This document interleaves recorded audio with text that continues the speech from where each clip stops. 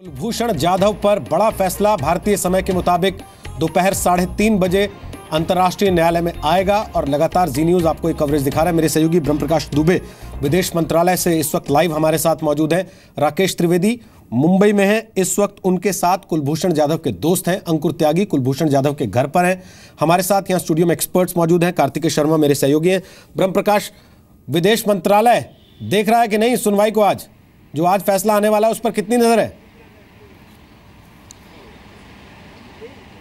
बिल्कुल, देखिए विदेश मंत्रालय के तमाम अधिकारी सक्रियता से इसमें जुड़े भी हैं और नज़रें भी लगाए बैठे हैं। मैं आपको बता दूं कि ये खास इसलिए मामला है कि आप इसकी खासियत समझ सकते हैं। बीते सत्र में जब विदेश मंत्री सुषमा स्वराज ने संसद के भीतर बयान दिया था तो ये साफ तौर पर कहा था कि कुलभूषण जाधव भारत के सपूत हैं और हर एक कोशिश भारत सरकार उनको न्याय दिलाने के लिए करेगी। और दूसरा, अगर पाकिस्तान इस दिशा में जो वहाँ के कोर्ट ने फैसला दिया है अगर बढ़ता है तो द्विपक्षीय संबंधों पर एक बड़ा असर पड़ेगा।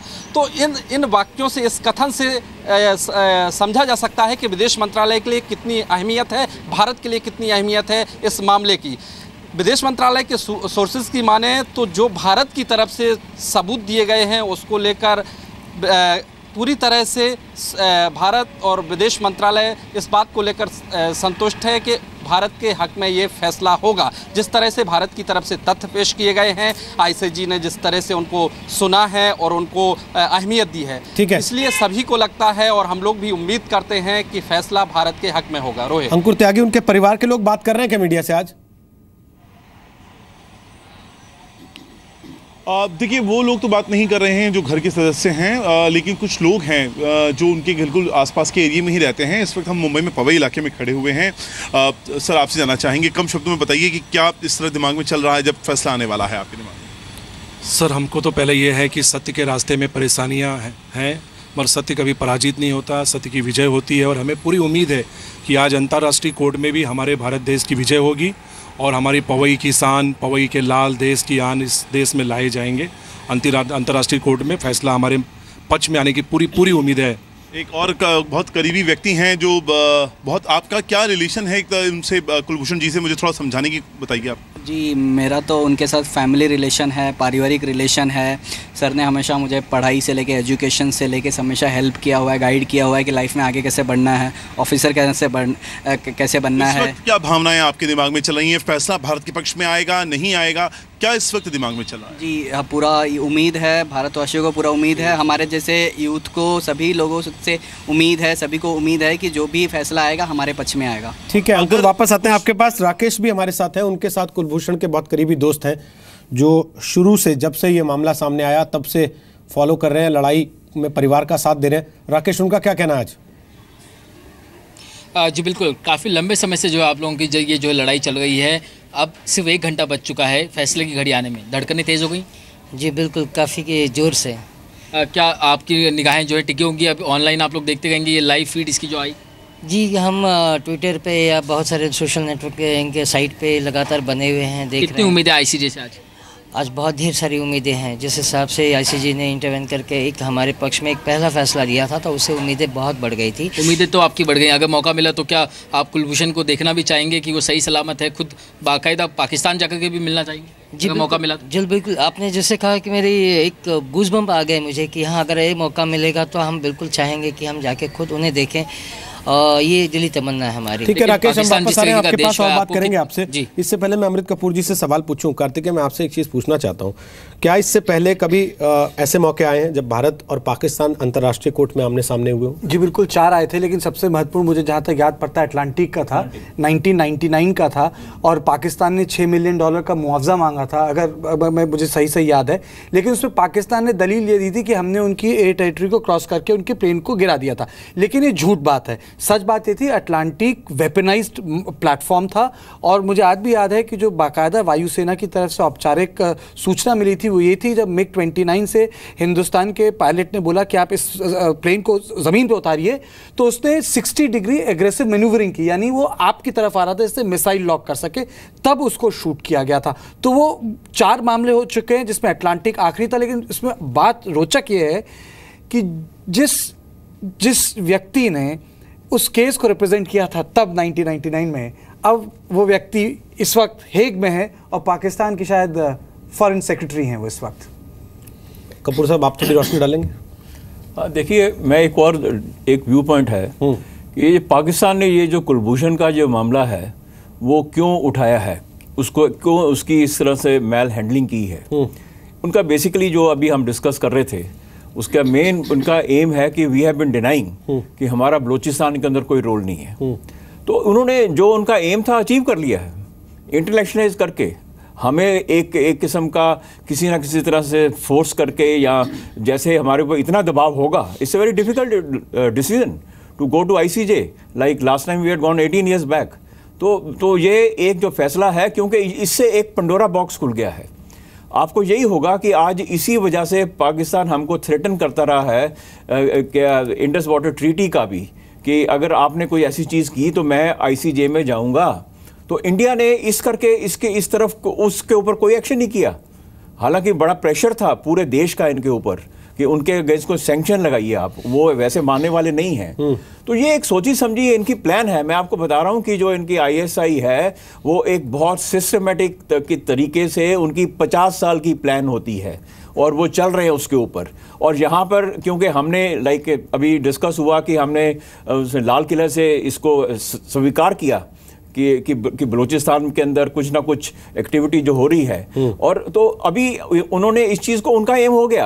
अभी जैसे जस्टिस चाहे उनकी फेवर में आए या उनके अगेंस्ट आए, ठीक है, they have achieved their aim already. मैं इस बात से सहमत नहीं हूँ रोहित, मैं इस बात से सहमत नहीं हूँ। बलूचिस्तान का जिक्र प्रधानमंत्री ने किया जरूर हो, लेकिन उसका संदर्भ कश्मीर में था।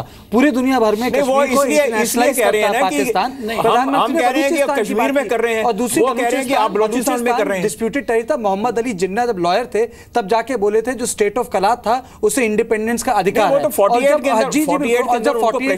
जब प्रेसिडेंट बन गए तो पाकिस्तान की फोर्सेस ने 2 साल बाद स्टेट ऑफ कलात को एनेक्स कर लिया गया। तो बलूचिस्तान ज्यादा डिस्प्यूटेड टेरिटरी है कश्मीर से। यहाँ तो बाकायदा इंस्ट्रूमेंट ऑफ एक्सेशन था, बलूचिस्तान का कोई इंस्ट्रूमेंट ऑफ एक्सेशन नहीं है। But it was in the background Kartik.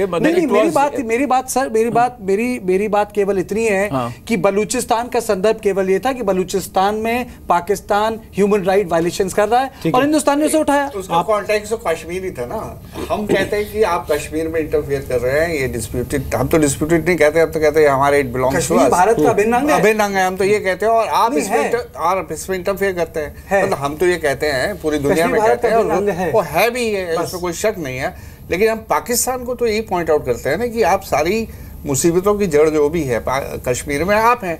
अब उसको काउंटर करने के लिए उन्होंने बलूचिस्तान को उठा दिया। और बलूचिस्तान भी अभी पिछले 2-3 साल के अंदर आया है लाइमलाइट के अंदर, उससे पहले कोई उसकी बात भी नहीं करता था।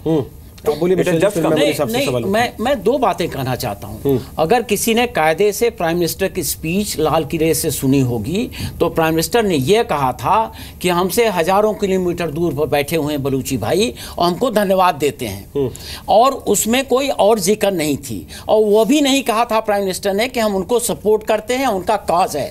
तो आप ये समझिए कि जो बात कही गई थी वो तो वाकई उनको सपोर्ट करते हैं, और उन्होंने यह कहा था। इस पर अगर हम ये कहें कि हमारी नीतियां गलत हैं या स्पीच गलत थी तो मैं नहीं एग्री। अच्छा, दूसरी बात मैं ये कहना चाहता हूं, जो ये अटलांटिक सर्वेलेंस एयरक्राफ्ट की बात थी उसमें इंडिया का स्टैंड ये था कि 1974 का जो क्लॉज है उस क्लॉज के अंदर ये मैटर नहीं आता है और इंडिया डिड नॉट एग्री। और दूसरा जो यूनाइटेड नेशंस की बात है कि ICJ के बाद हमारे पास एक ऑप्शन रहेगा सिक्योरिटी काउंसिल में जाने का, तो मैं ये कहना चाहता हूं कि 1986 में निकारागुआ का केस सिक्योरिटी ICJ में गया था और ICJ ने निकारागुआ के पक्ष में यूनाइटेड स्टेट्स के खिलाफ दिया था फैसला।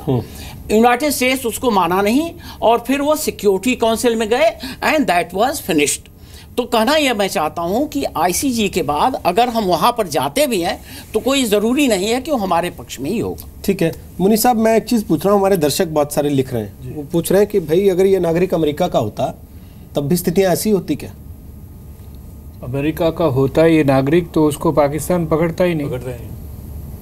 देखिए, ये अमेरिका के नागरिक हैं, वो कहीं पे अफ्रीका में 2-4 ऐसे केसेस हुए हैं जहां अमेरिकन सोल्जर्स को सड़क पे लेके खींचा गया और उसकी डेथ भी हो गई वहां पर। तो ये पाकिस्तान ये काम नहीं करता, या और भी कोई जो देश है वो 10 बार सोच समझ के करता। देखिए, ये जो सवाल उठाया था कि उन्होंने कुलभूषण वाला वारदात क्यों किया, उसकी एक वजह तो ये ठीक कह रहे हैं कि वो बलूचिस्तान में अपना एक डिफेंस क्रिएट करना चाहते हैं और कहते हैं कि बलूचिस्तान में दूसरे लोग, भारत इन्वॉल्व है, इसीलिए वहाँ इंसर्जेंसी है। उसके अलावा 2 कारण हैं। एक कारण सबसे बड़ा उनका आंतरिक राजनीति का है। अगर आपको याद होगा कि जब जिंदल मिल रहे थे तब ये लोग उसको फांसी दे रहे थे, फांसी का हुक्म चला रहे थे, ताकि कहीं पर जो सिविल गवर्नमेंट है, नवाज शरीफ की सरकार है, उसका पूरा कंट्रोल भारत की नीति पर नहीं रहे। और फौज ये कहना चाहती है कि जहाँ तक भारत से रिश्तों का सवाल है, हमारे बिना पूछे तुम कुछ भी नहीं कर सकते हो। तो एक मैसेज तो वो नवाज शरीफ को देना चाहते हैं और दूसरा मैसेज भारत को देना चाहते हैं। और भारत को ये देना चाहते हैं कि जैसे ISI का एक व्यक्ति अभी नेपाल में पकड़ा गया, जो हमारे उनको रिपोर्ट्स है कि हमारे पास में है, मेरे ख्याल से वो इस असमंजस में है कि क्या करें उसका। और इसीलिए मैं रूल आउट नहीं करता हूँ कि किसी स्टेज पे पाकिस्तान ये चाहेगा, कहेगा या नहीं कि कुछ बार्गेन करें आप, हम इसको इसीलिए उन्होंने 150 दिन रखे हुए हैं। और मैं समझता हूँ अभी इतना जल्दी फांसी नहीं देंगे अगर वो बार्गेन करना चाहते।